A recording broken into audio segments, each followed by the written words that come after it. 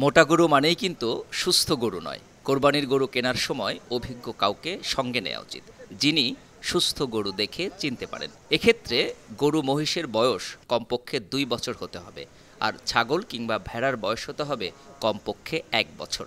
সাধারণত একটা গরুর দাঁত দেখে বোঝা যায় সেটার বয়স কত।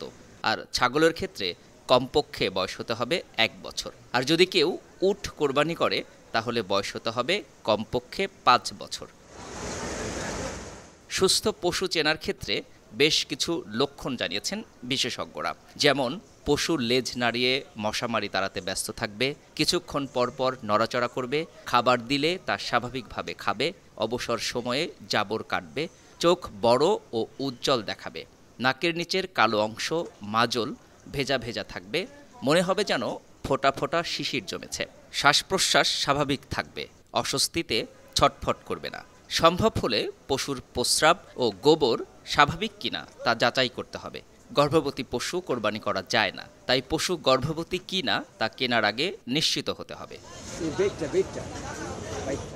সুস্থ পশুর পিঠের কুঁজ মোটা ও টান টান হয়।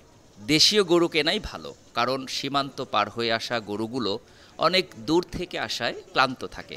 অনেক সময় সেগুলো ছোটোখাটো আঘাতপ্রাপ্ত হয়। কারণ দুর্বল গরু সুস্থ নাকি অসুস্থ সেটা বোঝা বেশ কষ্টকর।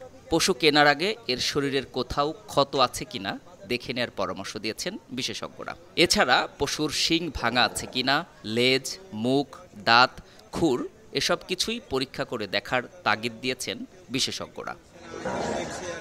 News desk, 52 TV.